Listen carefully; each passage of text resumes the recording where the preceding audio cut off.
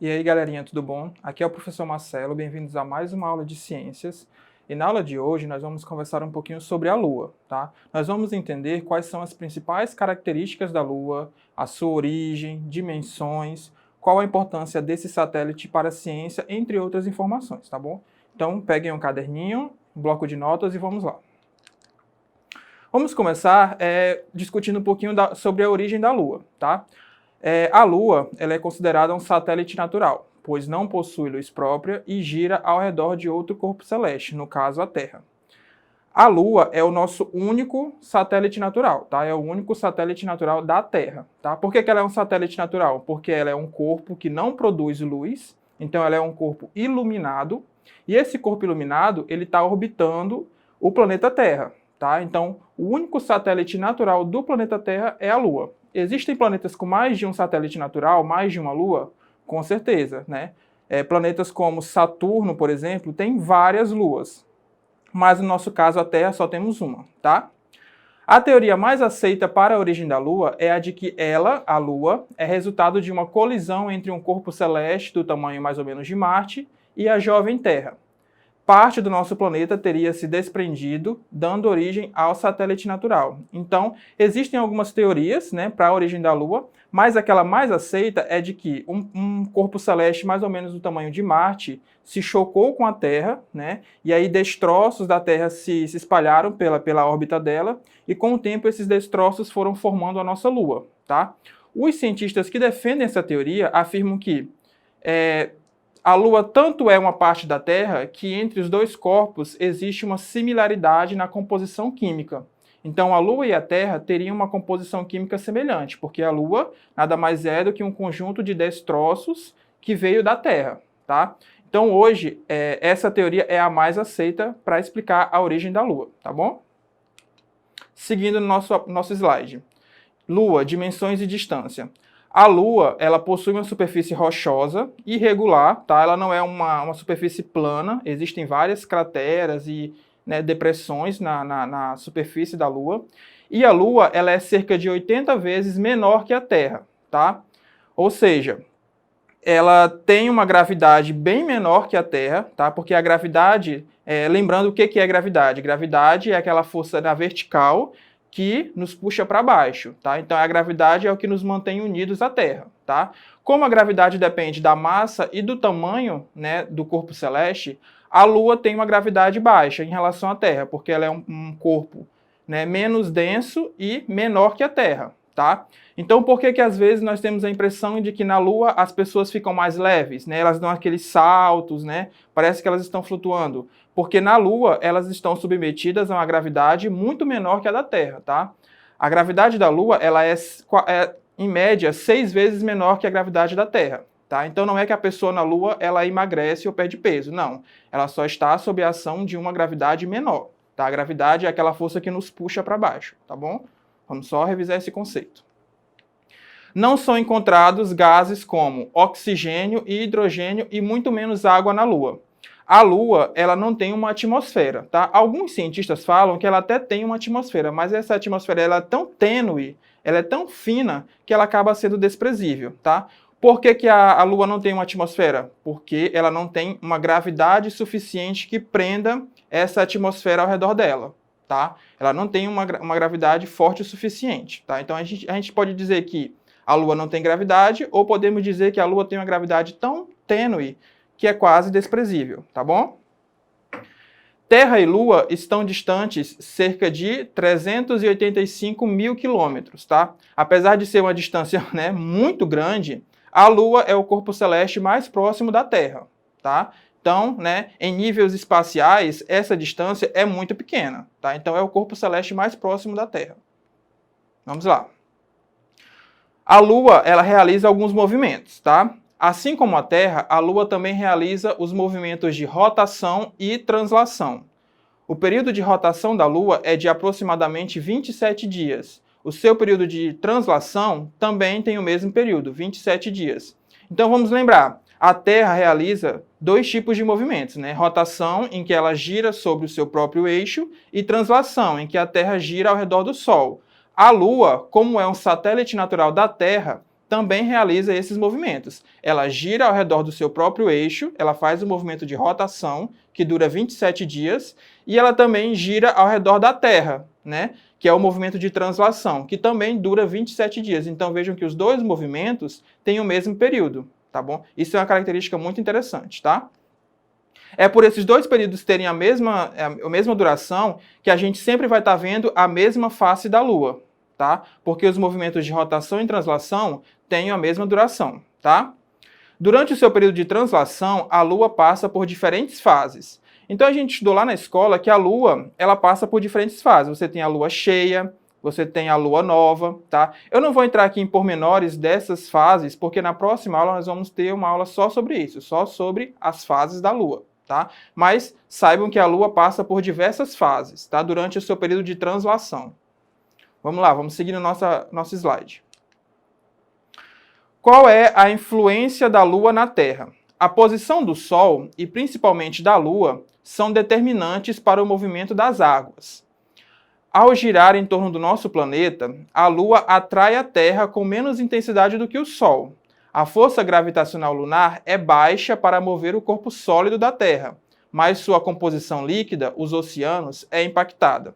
Então, como eu falei para vocês, o planeta Terra ele está sob influência de dois corpos celestes, basicamente, o Sol e a Lua. Claro que o Sol ele é infinitamente maior do que qualquer um, então a influência dele é maior, tá? Mas nós também sofremos influência da Lua, que é um corpo celeste que está próximo do nosso planeta, tá? Como eu falei para vocês também, a Lua não tem uma gravidade tão forte, então ela não tem força o suficiente para interferir nos corpos sólidos da Terra. Ela não tem força suficiente, mas ela tem força suficiente para interferir nos corpos líquidos, que são os mares, tá bom? Então a Lua interfere diretamente nos mares, né? Nas famosas marés. Como é que eu posso explicar para vocês esse conceito de maré alta e maré baixa, que vai ser influenciado pela Lua? Vamos olhar aqui essa imagem no nosso slide, tá? Vejam que quando um mar está virado para a Lua, né, ele tende a aumentar, né, ele tende a, como eu posso dizer, aumentar o seu volume, tá? Isso a gente diz que esse mar está em maré cheia, porque ele está sendo influenciado diretamente pela Lua, tá? Então, o mar que está virado para a Lua ou para o Sol, lembra que o Sol também influencia no nosso planeta. O mar que está virado ou para a Lua ou para o Sol, ele está em maré cheia, né? Ele está com mais força, ele está mais agitado. O mar que não está virado para a Lua e nem está virado para o Sol, ele está em maré baixa, ele está um mar mais calmo. Então vejam que por aquele desenhozinho no nosso slide, é bem tranquilo entender esses conceitos de maré cheia e maré baixa, tá? Então se está virado para o Sol ou para a Lua, é maré cheia. Se não está virado para nenhum dos dois, está em algum dos polos, é maré baixa, tá bom? Então lembrando, a Lua não tem força suficiente para interferir nos corpos sólidos, mas ela tem força suficiente, para interferir nos corpos líquidos, tá? Devido ao seu tamanho. Ela tem um tamanho bem menor que a Terra, então a sua força gravitacional, a sua gravidade, ela também é menor. Vamos lá. Observação e exploração. Como eu falei para vocês, a Lua ela é o corpo celeste mais próximo da Terra. Então, quando os países começaram a querer fazer a sua corrida espacial, a querer sair do planeta Terra, o seu primeiro alvo foi a Lua, né? Porque já que é o mais próximo, vamos primeiro tentar chegar até a Lua. Então, vários países começaram a investir, né, em corridas espaciais com o objetivo de chegar na Lua, tá? Os seres humanos observam a Lua desde tempos remotos. No século XVII, a invenção do telescópio permitiu estudá-la com mais precisão. Então, até o século XVII, né, a ciência estava se desenvolvendo, então foram criados meios para observar a Lua com mais técnica, com mais nitidez, né? A partir dos anos 70, né, começou a corrida espacial, né? Todos os países queriam chegar na Lua primeiro, né? Então começaram a investir em tecnologia e ciência. Em 1969, o foguete Apollo 11 transportou os primeiros astronautas a caminhar na Lua, tá? Então a chegada na Lua foi um marco muito importante para a humanidade, né? Porque marcou o início de uma corrida espacial. E por que é importante né? Por que os países queriam chegar na Lua, né? Primeiro porque isso marcaria, né, um nível de desenvolvimento tecnológico muito grande, né? Você poder sair do seu planeta e chegar a outro corpo celeste. E além disso, estudar a Lua né, te dá informações sobre o universo de uma forma geral. Então, quando você chega na Lua, quando um país chegou na Lua, ele foi estudar a Lua, foi ver qual era a sua composição do solo, foi ver um pouco da sua história geológica. Então, estudando a Lua, os países adquiriram conhecimento que ampliaram a ciência como um todo. Então, até hoje, né, a Lua é um importante objeto de estudo, tá bom? Agora, vamos fazer aqui o nosso exercitando para fixar um pouco do que nós vimos, né, ao longo da nossa aula, tá bom? Vamos fazer com bastante calma. Questão número 1. Analise a dimensão dos corpos celestes abaixo e organize-os do menor para o maior. Então, você vai ter que organizar aquele corpo celeste em relação aos três, menor e até o maior, tá? Você tem ali a Lua, o Sol e a Terra. A 2 é uma questãozinha de verdadeiro ou falso. Analise as afirmativas e classifique-as como verdadeiras ou falsas, tá? Eu vou ler com vocês as 3. A Lua, por ter uma massa muito pequena, não exerce nenhuma força gravitacional na Terra. Letra A.